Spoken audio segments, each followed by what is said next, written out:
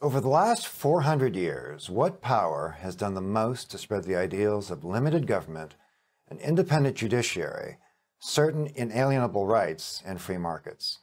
That power would be the British Empire. It was Britain that gave these ideals to the United States. It was the British Empire, the largest empire the world has ever known, which made these ideals global aspirations. It was the British Empire, along with America, that defended these ideals in two colossal world wars. Freedom was an Englishman's right, and wherever he went, he took that right with him, whether he was an English colonist in America, governing himself through a locally elected assembly, or an English adventurer like Sir Stamford Raffles, creating the free market city-state of Singapore, or an English officer like T.E. Lawrence, leading Arab tribesmen against the Turks. The British always thought of themselves as liberators, as bringers of freedom. The British believed the final and necessary justification of their empire was a moral one. The British kept the peace. Alright, that's it. PragerU, you have crossed a fucking line here.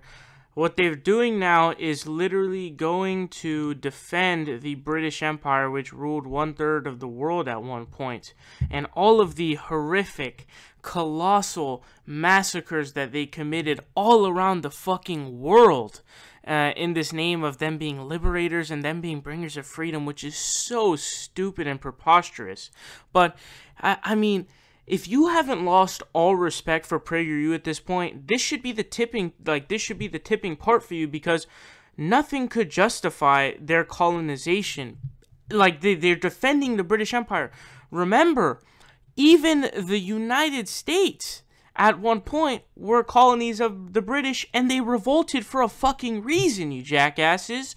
So, you know, I don't know if they, this is an author, so I assume he knows stuff. I mean, you know, colonizing India, colonizing many African countries, colonizing all kinds of different countries. If you guys know, you know, the Amritsar massacre, where hundreds of people were killed because they gathered non-violently just in a gathering, and, you know, of course, Gandhi, and there was just a terrible, horrible amount of bloodshed for to fight, you know, to be fighting for their independence in the way that they did.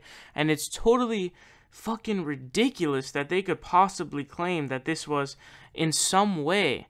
Remember social Darwinism? That was the big thing used by Europeans, actually. And, you know, Native Americans were actually heavily colonized by the British Empire as well. And the Native Americans, I really feel bad for them, because I feel like they really got the worst. But, you know, they just going all over the world, jacking nations of their natural resources and using them as colonies and using their soldiers for war, and then not actually giving them freedom. And dude, defending the British Empire is something virtually impossible to do, considering everything they did. Like I said, do you remember social Darwinism? They said that basically these people are savages and we're better than them, so we are destined, we have to conquer the world.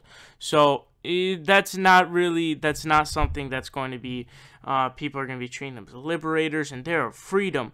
They're not of freedom because, just as one of the many examples, like I said, the Amritsar massacre, where there was just simply you know, freedom of speech is like probably the main tenet of rights of human beings in a society, and they were fired upon just because they were gathering in an open place. So that's such bullshit, and PragerU, you can take a stick and shove it up your ass.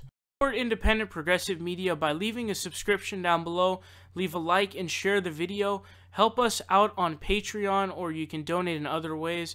Links are in the description down below. We are fighting Trump tooth and nail, and we will continue to do so with your help.